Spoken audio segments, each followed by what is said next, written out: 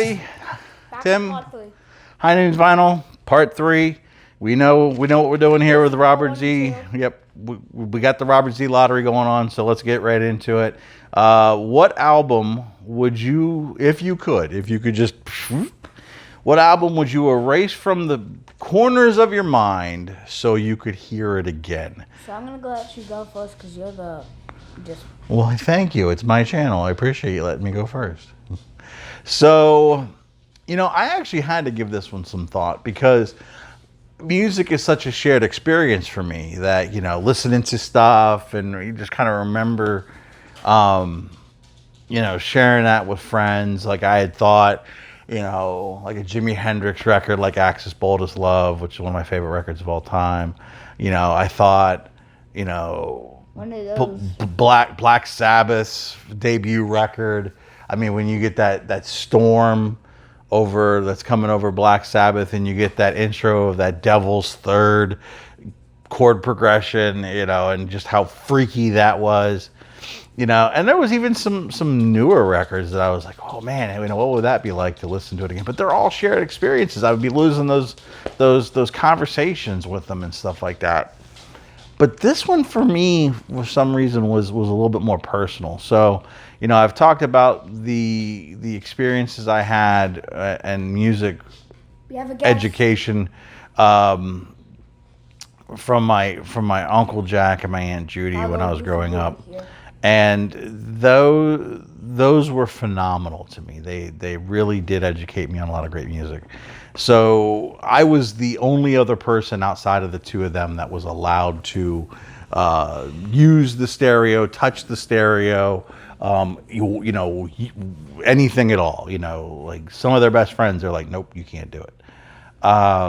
So when I used to spend time there, I'd always, bring over stuff and record it for them if they didn't have it, if they wanted it, or I'd bring over some tapes and record some stuff for me. And I had recorded a bunch of Yes and some Pink Floyd and some Zeppelin and some Jethro Tull. And, one day my uncle was asking me about, like, hey man, you're really into Yes, you're really into Tull. What is it you like about them? I'm like, I just love these long songs. Because I didn't know anything about chord progressions and time signature changes. I just thought these long songs that sounded like had 3 or 4 songs in them were pretty cool. So he's like, fine, I'm going to play something for you. Don't question it. Just listen to it. And when I first heard it, my brain literally fell out of my head, and I had to pick it up off the ground and put it back in because it completely blew my mind. And I had seen this record in their collection before, and I was like, that's weird. But when he played it for me, I was changed. And that's King Crimson's debut in The Court of the Crimson King. Oh, that's why I thought it was weird because of the face on it. And that's the stuff when it was over there. That's the stuff that keeping me up at night. Yeah, this is a freaky cover. I will admit that. But it fits exactly what you would expect this album to sound like. When I first heard that, because it starts off with a little bit of a soft intro and there's something going on, and then you just get that of that loud chord progression, that da da da da da da.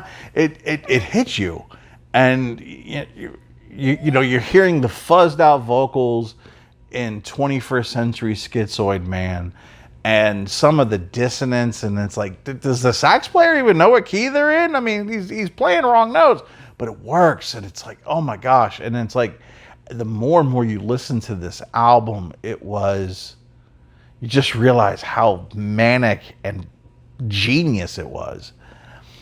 And what's weird is that it took me years to even listen to anything else by King Crimson because I was fearful that it wouldn't be as good. Some of it was pretty darn good, but still, this is still my favorite. But obviously, so important to prog music, so important to so many bands in the genre. This album truly was a one-of-a-kind experience. I tried to turn on some of my friends to this one, and they were just like, yeah, no, we can't do it. So if there was one album that I could relive again for the first time, this truly would be my choice. King Crimson's debut in the court of the Crimson King. Okay, so the song I would hear again would it's a hard decision at this point. No, it ain't. I can tell you exactly what song it would It's be. Peaches or Never Gonna Give You It's Up. Peaches. It's Peaches. Possible. It's Peaches. And he doesn't mean the United States of America, or the President of the United States of America Peaches. No, If you're I'm talking unfamiliar about- with it, the one from the Super Mario Brothers movie Boom. that just came out with Jack Black, he's playing Bowser, and he's singing Peaches. That's what he's referring to. The day after we saw that movie in the theater, he had that song on an hour-long loop in his headphones. While eating dinner. Drove me crazy, but that, to me, I know that's the song for him. So he would choose Peaches. So anyway, that's it. We're done with another one. Another one coming real soon. So thanks for watching. Love you all.